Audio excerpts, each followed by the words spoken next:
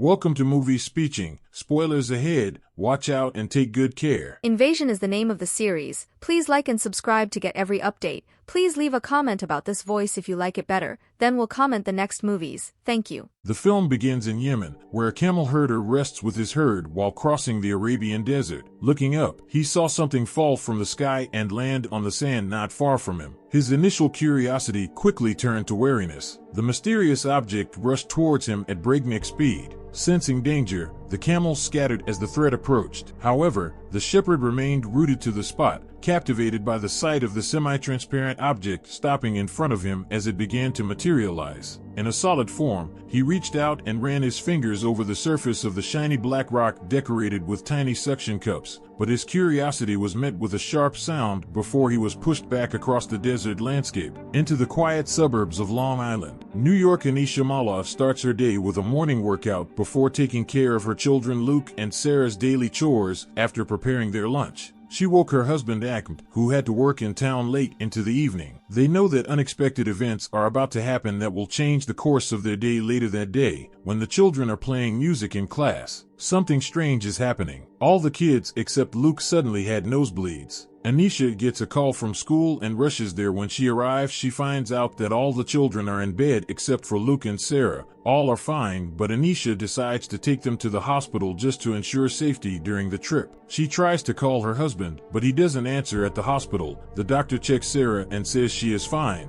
Then we find out something surprising about Anisha. It is revealed that she was a medical student at Harvard, but dropped out to raise her children. Family. While the doctor couldn't explain why Luke wasn't lying on the nose bed like the other children that night while Anisha and his children were watching TV, the lights started flashing suddenly. It was strange, but they ignore it. Then Luke checks the iPad and realizes something is wrong. Found out their dad wasn't at his GP's place where he should have been. PS shows him he is somewhere else and he is not at work. Anisha was worried and tried calling him back, but it went straight to voicemail. Worried that she decided to take the kids out, saying they had to take him on an errand. They got in the car and Anisha followed the GPS to where her husband's phone was when they arrived at a strange house. Anisha looked out the window and saw her husband with another woman. It was a painful moment made worse by the fact that Ahmed's phone still revealed his location. It's like he wants to be arrested after the heartbreaking revelation at a stranger's house. Anisha gathered her emotions and quietly returned to the car, holding back her tears as she drove her family home. When the children have gone to bed and the house is silent, Anisha throws herself into online detective work with a heavy heart. She uncovers the painful truth and then discovers that her lover, her husband, is not a chef and a similar Instagram influencer.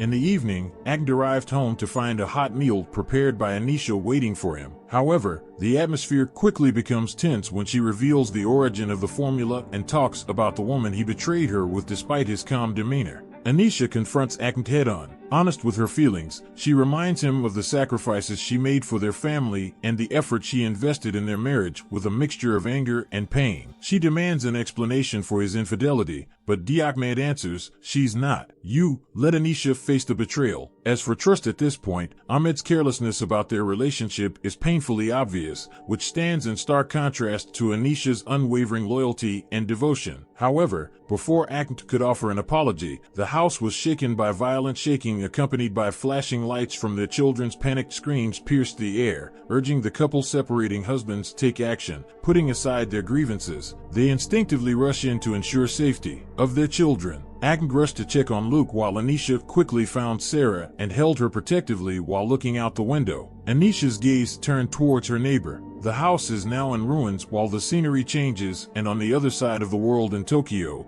Japan, a woman named Hanada wakes up next to her lover who is taking a shower, but instead he came out of the bathroom, took a shower, she left a goodbye note, pasted a glow-in-the-dark star before going to work. Hanet's destination turned out to be the International Space Station, where she embarked on a mission to study the effects of long-term space travel and preparation. Between mission control technicians, Mitsuki and Kaido hints at Hinata's relationship with a famous actor, adding another layer to her story when Mitsuki is summoned to perform tests. Check communication with Hanada. Their interactions show a clear chemistry that hints at a deeper connection between them in control. Mitsuki tried to hide her sadness amid the jubilant celebrations after the successful launch that evening, returning to the apartment where we had met Hanada earlier while Mitsuki read Farewell's note and calmed down. easily touch the star that shines in the darkness left by her lover. The truth of their relationship is profound and is confirmed while on the spaceship. Hinata finds solace in a photo Mitsuki downloaded to her computer, but their moment of connection is suddenly cut off. Briefly, when one of the other astronauts noticed something was missing from me outside for a moment, the piece of space was shattered as the ship was violently torn apart. This devastating event could take the lives of everyone on board. The scene shifts to idealistic Oklahoma, where we see Sheriff Tyson as he prepares for his final shift before retirement. When he arrived at the station, his partner Grady briefed him. During a call about a stolen truck, they went together to the victim's farm, where the owner recounted how 2 known meth users had stolen his mother's truck multiple times. How, despite the lack of concrete evidence, the farmer began his own investigation of the men coming to work after the burglary, but Sheriff Tyson's attention was diverted by an unusual sight, a flock of birds flying in an unusual pattern above a disturbed crop. Mixing climbing to a higher vantage point, they discovered a classic. Cut the circle below. As they inspected closer, they came across a burned-out crater in its center. Much to their surprise, the stolen truck was found nearby, destroyed, but with a wallet full of cash remains intact on the floor. Before they can unravel the mystery, a swarm of locusts attacks them, forcing the officers to seek shelter under the car. Mysterious events surrounding a stolen truck causes Sheriff Tyson to pursue a unique lead. The meth kingpin's drug dealer also has ties to a group of white ISTs. Then, using strong-arm tactics to extract information, they track down one of the suspects. At the strip club where she worked, the girlfriend revealed that the 2 men intended to flee to Mexico to escape mounting debt, but she suspected one of them had left without her. Despite this revelation, Sheriff Tyson still believes there is more to the story. Back at the station, Grady expressed concern for Tyson's health. In response, the sheriff delves into a disjointed story recounting a tragic incident from his past when he rescued a girl from captivity only for her to die in a car accident right away. Before he arrived, honored by the governor,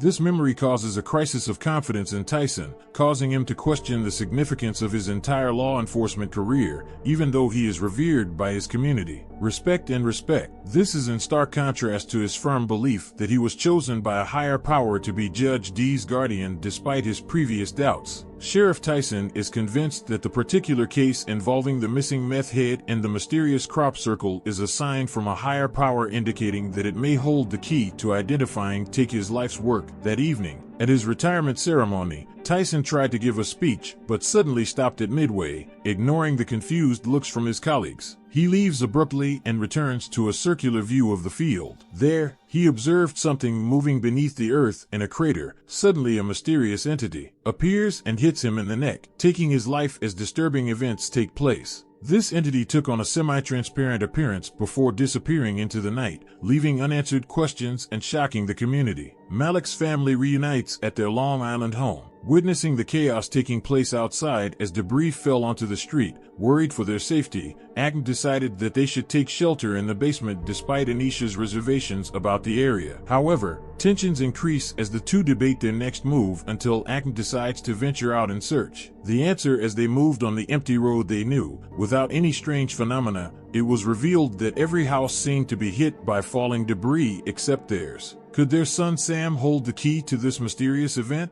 Their speculation was interrupted by Sam's scream of pain from inside. The house rushes to her side and Anisha finds Sam suffering, holding his head and begging the torment to stop in the face of an unexpected and inexplicable turn of events. Sam's anxiety subsides and the lights come back on, clearly communicating telepathically with an invisible entity, and its presence is the catalyst for strange events that take place around them afterward. Anisha overhears Agnes talking secretly to his mistress, which leads to the final nail in the coffin, and Anisha decides to leave to collect her things and pack her luggage amid the chaos. About their crumbling relationship, Agnes dropped another bombshell that he was planning to leave Anisha this week. Although initially surprised, Anisha remained calm and in control of the situation, determined to take charge of your own destiny with your children waiting behind. Meanwhile, across the pond in London, England, the day begins for a group of students, including Casper Morrow, plagued by social anxiety and bullied by bullies. Targeted bullying. Casper finds solace in his budding feelings for classmate Jamila despite the challenges he faces. Excitement grew as the students prepared for their school trip and eagerly boarded the bus for the day. Adventures lie ahead as the school bus shakes along the way. The electronics begin to malfunction, creating ominous sounds for the journey ahead. A pothole rocks the bus, causing Casper's sketchbook to falls to the ground, and is picked up by Jam. Take advantage of the opportunity to bond,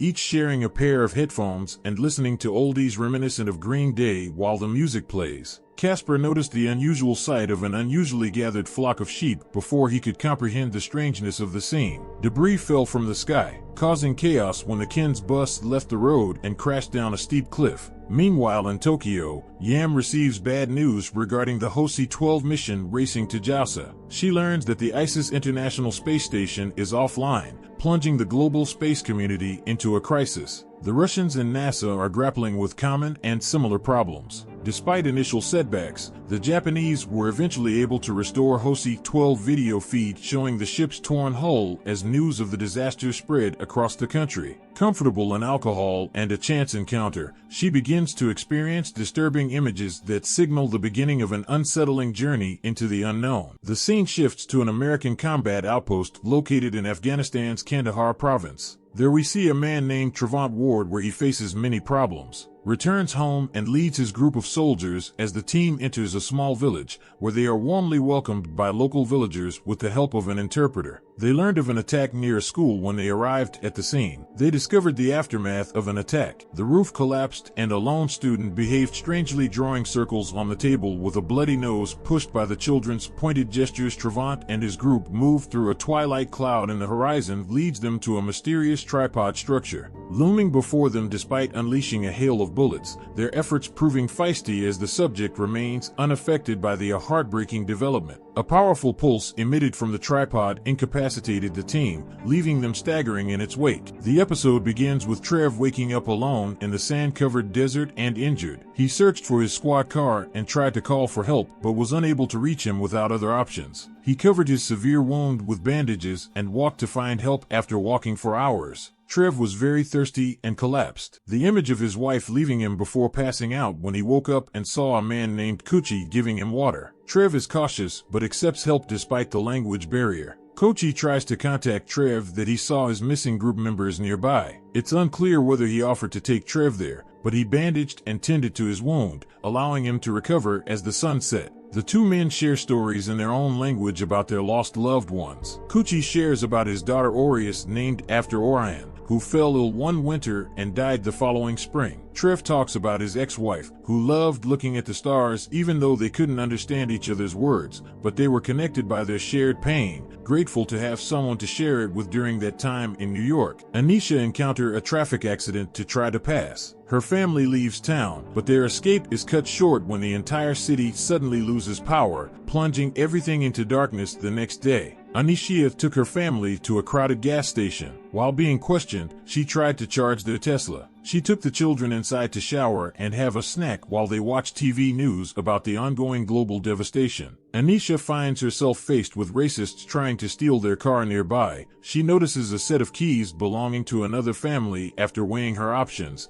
Anisha decides taking action. She grabbed the keys and told Akant to let the men take their Tesla. They quickly loaded their belongings into the stolen minivan and left just before the rightful owners arrived. Even though it feels like I'm being shaken, Luke and Sarah understand that their mother acted to keep them safe that night. Anisha got a hotel room for her family, but it only had one bed when they settled in. They were watching a news report and started having trouble with something quiet that seemed to be communicating with them about something important. Arriving, Anisha switches the channel to cartoons that evening as the broken family tries to find rest. Stress is reduced. Akant thinks Anisha went too far in her haste to flee the city and says she acted without thinking. For her part, Anisha told Akant to go away. Trying to leave them to his neighbor, Akant becomes defensive and self-pitying as he complains about feeling unloved and misunderstood. He tries to explain his love by saying that he deserves to be loved, but Anisha does not give in and says that she has always been faithful, feeling hurt and disappointed by Anisha. Words rushes out of the room trying to call his mistress when he can't reach her. He returns to his hotel room feeling defeated and lies down on the floor realizing he's ruined. Everyone survived in the ravine but Mr. Edwards was seriously injured with a long metal bar stuck in his hand, leaving him shocked and saddened to find himself injured. Jama tries to treat his wound. Jam may not be a nurse, but his mother, which somehow gives him the ability to assess Mr. Edwards' wound and stabilize him. Casper tries to heal him, but Monty blamed Casper for the accident and roughed him up. But Casper's friends intervened and stopped the fight by giving snacks to Monty and his friends.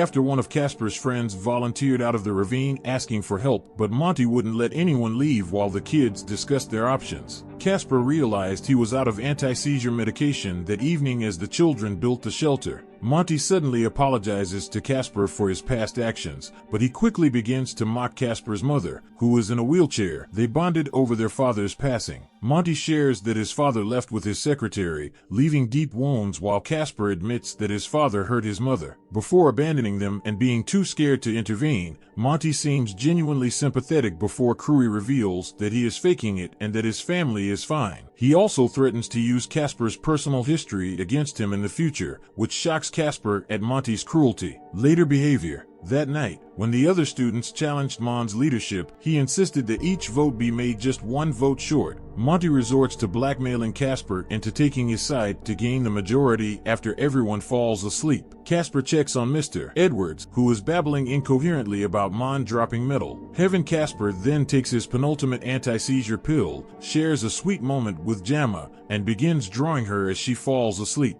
Big hint that Casper completely misses it based on everything he went through that day, though he deserves a little understanding when Monty steps out from the side and extinguishes the group's signal fire, determined to maintain his position as the boy king of the ravine. Meanwhile, the scene changes and we see Mitsuki after her sad time in solitude. Mitsuki receives a text from her friend Kaido at the control center urging her to gather her strength and return to work upon arrival. She discovers government officials are confiscating data and records to investigate the shuttle incident when Mitsuki expresses her determination to uncover the truth and assert her special abilities for the mission. The director continues to blame her for the tragedy by refusing to do so. Mitsuki yielded and took decisive action, removing the director's badge and sprinting towards the communications room. Kaido followed closely behind, overcoming the security guards inside. She locked the door and reset the password, taking the time to study the records and discover the truth behind her lover's death. After decoding the video files and confronting the harrowing images of Hinata's final moments,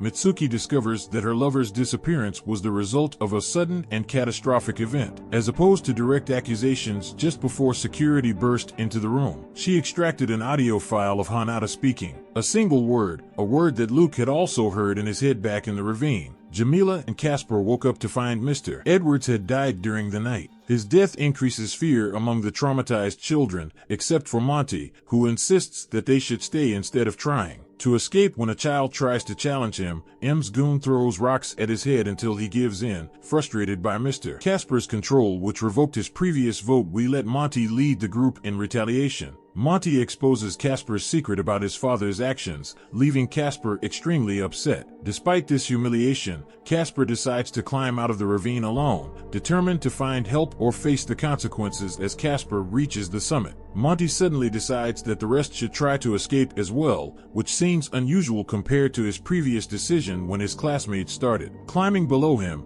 Casper reached the top and was struck by the scene of devastation surrounding him amid the destroyed streets. They discover fragments of a Russian satellite falling in front of their bus, proving that Casper was not responsible for sending Mr. Edwards into the ravine. While examining the debris, Jamila walked over and gave Casper her sketchbook. He noticed Russian writing on the satellite debris and remembered a drawing he had made with the same letters. The kids decide to go home and start walking down the street, but eventually Monty tries to stop them. Casper stands up to him by pointing out that Monty has no power over them because he tried his best when Monty tried to push Casper down. Casper remains unfazed, explaining that having 3 older brothers has prepared him to deal with any physical threat from a bully who senses a change in the group's dynamic. The other child also begins to confront Monty despite his attempts to act nonchalant. Monty can feel his control slipping away, especially when Jama suggests they all go home and leave him behind when one of the children declares that Monty the King is dead. Forced to follow the group when even his most loyal disciple joined them, the scene changes and we see Anisha wake up to find her husband lying on the floor looking at his phone. She pretended to be asleep to listen when he started crying later. The children discussed the tension between their parents. They seemed worried that their parents were arguing all the time. Sarah notices a strange black rock in Luke's pocket, but he refuses to say where he found it and warns her not to touch it. Their family problems are put aside. When the army arrived and ordered everyone to evacuate, Agnes decided to ask a soldier for directions. Seeing that Amd was busy, Anisha found an opportunity to check her phone. She is shocked and angry to learn that Ahmed's mistress is pregnant with his child. As they continue Anisha's journey, sat in stunned silence before sarcastically suggesting a baby name for Ahmed and his mistress. The tension was further increased when Luke asked to go to the bathroom after they stop. Luke runs off to relieve himself while Anisha confronts Amd for his actions, but their argument is interrupted when Sarah points out that Luke is missing and hugs Sarah tightly in her arms when he and Anisha are not. Exhausted in their search for the late-night sun, just when they felt their hope fading, they came across a modest house hidden in the shadows that belonged to an elderly couple named Patrick and Kelly. Relief flooded through them when they found Luke safe and sound nestled in the warmth and safety of the couple's home. It seems he was pushed into the woods, driven by fear and uncertainty. Patrick and Kelly welcomed them with open arms, not only providing them with shelter, but also a comfort in the midst of turmoil when they sat together by the flickering fire. Luke opens up and admits that in his young mind, running away seemed like the only way to escape the chaos and instability that was befalling their family. Anisha listened attentively to her sadness at her son's pain, and with a reassuring smile, she promised him that whatever challenges lay ahead, they would face them together as a family. Meanwhile, after 2 days of searching, Kuchi excitedly pointed out what he believed to be their prey, a group of lost goats. After hearing this, Trev became very angry and was about to give up when his locator started beeping. He left Kuchi and followed the signal to the basement of a medical facility, virtually no employees. After a bit of exploring, he goes down to the basement and discovers a doctor secretly taking care of his seriously injured friend Chavez. The soldier didn't remember how he got there, but certainly remembered what he saw just before they were all taken away. Chavez also hinted that he knew about Trev's strained relationship with his wife and told him to go home when Trev was about to leave with Chavez. The doctor confronted him, blaming the U.S. military for the chaos they caused, but before he could defend himself, gunfire erupted upstairs, signaling the arrival of Taliban fighters who had followed him to the facility within a split second. Trev is responsible for leading the doctor through mazes and corridors to safety as enemy troops close in. He springs into action and engages in a fierce firefight to cover their retreat with precise aim. He neutralizes 2 attackers before strategically overturning shelves to stop the advance of a third, but the situation suddenly changes when an alien Daman appears from the shadows, quickly sending their remaining consent into chaos, which Trev wasted. There was no time left to quickly release Chavez from captivity and bring him to safety afterward. Trev picked up Chavez, carried him out of the building, and toward a nearby truck, shooting down Taliban fighters along the way. He also completely abandoned the doctor and made this difficult decision to save himself and his friend after putting Chavez in the car, but he found that his friend was distraught and angry. He expressed anger at the approaching Taliban forces earlier. Meanwhile, we see Mitsuki facing questioning from Space Program Director Akira and government agents who refuse to accept that something destroyed the space shuttle Hanada despite the evidence clearly in the video file. They dismissed this possibility by arguing that any object capable of such destruction would be destroyed, discovered by their satellites before Akira suggested the absurd concept of space debris. The theory was put forth by Kaido in an attempt to absolve himself of any responsibility. After failing to come to a solid conclusion, they let Mitsuki go even though they were spared. Arrest Mitsuki was banned from returning to the facility when she walked out. Kao tries to apologize, but Mitsuki scolds him, pointing out the world's problems. The wave of terrorist attacks is reason enough to consider deliberately targeting the Hanat space shuttle. Now convinced that Weio's voice belongs to Hanada Mitsuki, she is determined to unravel its meaning. Feeling that it may have an important meaning, although unsure of its implications, she remains determined to find looking for answers. The next day, Suki returned to visit Hinata's father. After Ero met him, she discovered that her father had not contacted his daughter for 3 years due to their disagreement about her life choices. Navigating the conversation awkwardly, Mitsuki admitted that his familiarity with Hinata was limited. Before asking to use the bathroom instead, she sneaks into Hinata's room, burying herself in her late lover's belongings while lying on Hinata's bed. She saw a lonely light on a black star on the ceiling that reminded her of the star she carried in her purse. Ero finally discovered Mitsuki's presence in Hinata's room later. Upon finding her, he reveals his involvement in Japan's space program and also deduces Mitsuki's connection to Hinata. Mitsuki confronts Akira because he cannot accept Hinata's true self in return. Akira admits that their arrangement was not due to Hinata's sexual orientation, but rather to his frustration. In hiding his true personality from the world, he also explained that he could not stand his relationships with men just for the world to see, including the movie star in question right from the start. After hearing him speak, Mitsuki is stunned by the unexpected revelation of the Pond, who finds comfort in accepting Hinata for who she is despite her initial skepticism, which is a heartwarming moment for Mitsuki, is encouraged by this newfound connection. Mitsuki shares the details of Hinata's last transmission with Oro, wishing to uncover all the hidden messages. Oro listens carefully to the recording after hearing it. He rewinded and increased the volume. This time he heard strange noises causing the sand to move strangely in the neighboring Zen garden. Oro asked if the Japanese space program could have a larger sound system so they could see what was actually in the recording. Trev arrived at the deserted base, sending shivers down his spine at the strange location. He got out of the car and decided to explore the area despite the disturbing emptiness he gathered. Necessities like stealing water and ammunition to get whatever he could were waiting for him. With great determination, he headed to the communications center, hoping to reach other American forces for answers. His attempts to establish contact went unanswered, leaving him feeling even more isolated and uncertain in his search for clues. Trev stumbles upon an abandoned communication revealing the evacuation of the base due to unknown hostile contacts. Overwhelmed by the grim reality, he solemnly honored Chavez. The souvenir promised to fulfill the friend's last wish by meeting his wife LRA that evening. Trev tries to contact LRA by phone, but their conversation quickly becomes tense. She mentions alarming events unfolding on television, hinting at a connection to Trev's own ordeal, worrying for his safety. He assures her of his imminent return from the NATO base, but Elle's reaction is sudden and cold, revealing the deep wounds in their marriage caused by his past abandonment. Before Trev can defend himself, they are interrupted by a presidential announcement confirming an alien attack. After that, they determine to find his family. Trev insists on going home while Casper and his classmates go on a trip. In the countryside, they come across an abandoned salesman's truck filled with temptations. Snacks while others enjoy Casper and jam and noticed a mysterious substance on the driver's seat. Curiosity has reached its peak. Casper waved his hand over it, revealing disturbing movements in the slime as the atmosphere became tense at the discovery of the strange substance. The truck's radio suddenly rang.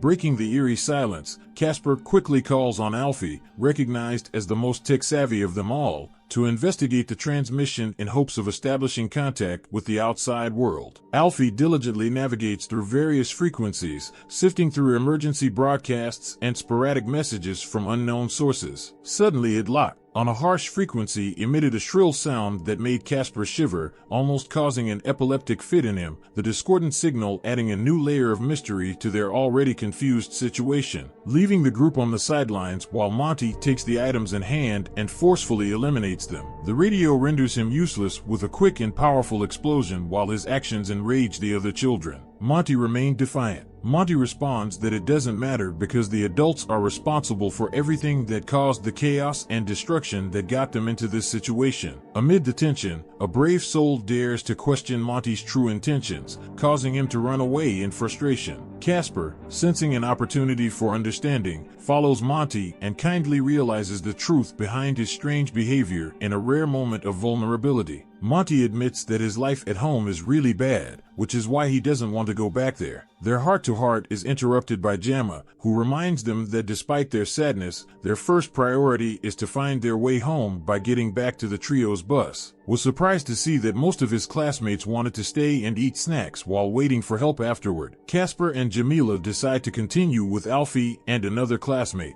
Surprisingly, Monty also chooses to join their group, influenced by Alfie's admission of fear, and Casper's supportive stance as the five pack their bags and prepared to venture out. Casper's friends comment on Jam's feelings for him. Meanwhile, the scene changes and we see Mitsuki confidently entering the command center. It appears her JASA credentials are still working to grant her access despite the tension in the room. When she enters, she confronts Director Akira. She insists that he listen to something important despite his initial resistance. Akira is pleased that Mitsuki plays the way Ju is recording, pointing out that it contradicts the theory of cabin decompression and suggests it to the crew. Initially skeptical of survival, Akira's stance softens when Mitsuki appeals to his sympathy, causing him to consider the situation from a personal perspective. He revealed that Mitsuki's discovery was not alone. The Japanese government has called on linguists to decipher another mysterious aspect of the recording, a phenomenon Mitsuki describes as soundless language that confronts the extraterrestrial origin of the disaster. Mitsuki's suspicions were confirmed by Akira, however his announcement that the Americans would take over the investigation dashed Mitsuki's hopes of rescuing Hanada and crew despite the failure. Akira offers a glimmer of hope by secretly transferring his badge to Mitsuki, allowing her to secretly collect documents and resources with determination etched on his face. Mitsuki accepts the badge knowing that she must act quickly and decisively to save the woman she loves. The scene shifts to Anisha and her family as the children finish their breakfast. Anisha noticed this. Patrick predictably urges Am to go with him to the store to buy things. Agnes tried to shake off his responsibilities by citing his desire to stay with his children, seizing opportunities. Anisha walks in and volunteers to go. She reassures Luke that he will be responsible while she is away. A statement of responsibility in addition to the years of living alone.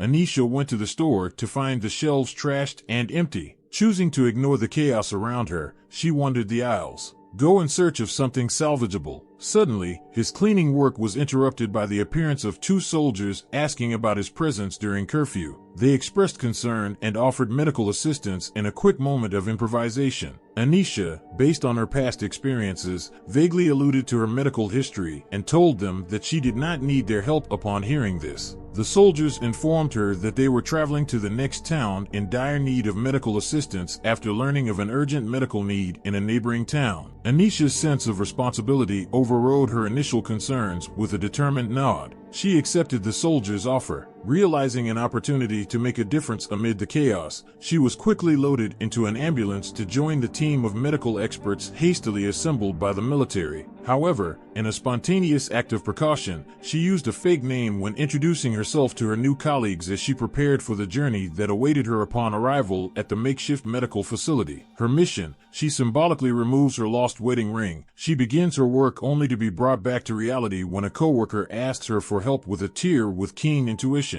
Anisha senses that something is AAI and investigates further, discovering a small black creature nestled in the wound. Acting quickly, she removes the foreign object, earning respect and admiration of colleagues. This small victory boosted her confidence, which served as a much-needed boost amid the chaos unfolding around her as news of the president's announcement echoed throughout the establishment. Anisha begins to worry about her children. While partly wanting to return to her family, she is persuaded by the soldier and doctor to stay with them to continue helping those in need wherever they are. Thank you for watching. See you on the next video.